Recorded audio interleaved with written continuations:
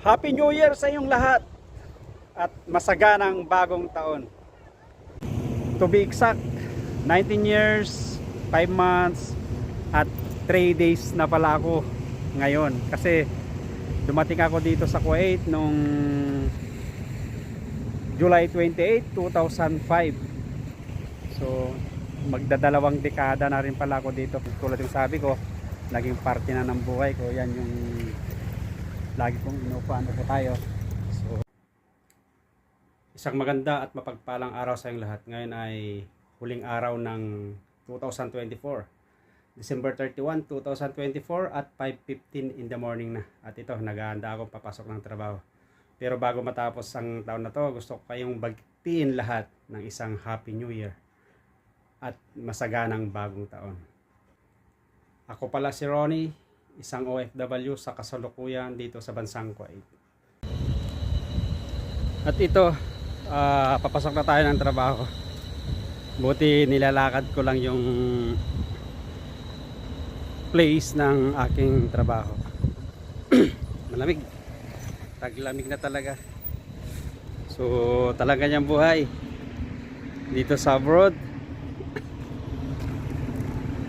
Pasko, bagong taon, kung tawag ng trabaho, kailangan mong pumasok, kailangan magtiis. Talagang ganyan ang buhay sa mga Pilipinas. Sigurado happy na mga naghahanda na ngayon, mga kanilang mga preparasyon para sa kanilang New Year. So tis lang talaga mga katulad kong OFW nasa trabaho, papasok. Ingat kayo lagi at tulad ng sabi ko kanina, Happy New Year to all of you at masaganang bagong taon. So enjoy nyo lang yung huling taon ng 2024. Ingat kayo lagi. May ulit paglabas natin. So ayun, tapos na yung trabaho natin. Pero bago tayo umuwi ay pinuntahan ko muna dito yung lagi kong pinupuntahan pag wala akong pasok, at saka nung mga maraming nangyari na di inasahan, katulad nung pandemic. Tapos di nakakauwi kasi nga ang daming mga protocols, kailangan mo mag quarantine. Kaya yun, dito ako lagi tumatambay pag wala akong pasok, may upuan dyan. Tapos yan, nagmuni-muni kasi kaya na to, naging parte na ng buhay ko itong parte na to. Yan naman yung Soukshark Mall. Yan, papaligiran ng maganda. Dito ako nagpapalipas ng araw, ng oras pag tuwing day off ko dati, lalo na nung naglib ako na di ako mauwi. Kaya tulad sabi ko, naging parte na ng buhay ko to. Kaya gusto ko munang makita bago matapos ang 2024. To be exact, 19 years, 5 months at 3 days na pala ako ngayon. Kasi dumating ako dito sa Kuwait noong July 28, 2005. So magdadalawang dekada na rin pala ako dito. Pero nagpapasalamat pa rin ako kasi nagkaroon ako ng trabaho. May maraming nangyaring magandang sa buhay ko. Mayroon din konting naipundar kahit papaano sa Pilipinas. So kaya mga ka-OFW, mga OFW na katulad ko, kumusta naman ang buhay-buhay nyo?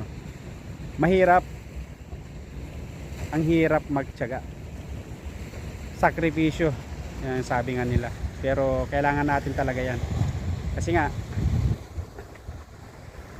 kasama na natin yan sa ating pag-abroad. So ito, bago matapos ang taon, gusto ko kung kayong batiin ng lahat ng Happy New Year at masaganang bagong taon sa inyong lahat. So ito, tulad sabi ko nga, mabulungan tong lugar na to, kaya siguro one day pag nag-exit na ako, nag for good, lagi kong maalala to, kasi nga tulad ng sabi ko, papakita ko ulit yan, dyan ako lagi nakaupo, nagpapalipas ng araw, ng oras, lalong lalo tulad sabi ko nung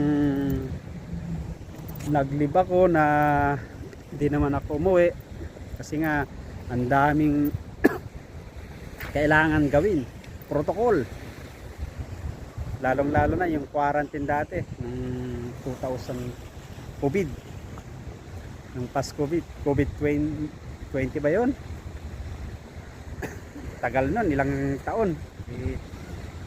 Salamat ako at nakasurvive at ito okay naman, sakripisyo pa konti. Ito medyo gabi na, pero ano pa rin dito, oras is 5 PM, medyo lumubog na yung araw. Dumaan lang talaga ako dito para kumuha ng video, yung tulad yung sabi ko, naging parte na ng buhay ko, yan yung lagi kong inuupuan po tayo. So lagi kong maalala to someday, talagang hindi ko makakalimutan. Ito, yan, minsan pag may nakaupo dito, mayroon pang dalawang upuan doon. Pag puno to, ito upuan yan. Seaside. Yan. Dito talaga ako tumatambay dati, lalo pag umaga. Yun, dito ako punupuntan lagi. Kaya maraming salamat. Again, binabati ko po kayo lahat ng Happy New Year at masaganang bagong taon sa iyong lahat. Ako pala ulit si Ronnie, isang OFW dito sa bansang Kuwait. Pasupport naman ang channel ko, like, share, and subscribe. Ronnie Mutilla Vlogs. There we go, kita kits sa mga sunod kong videos.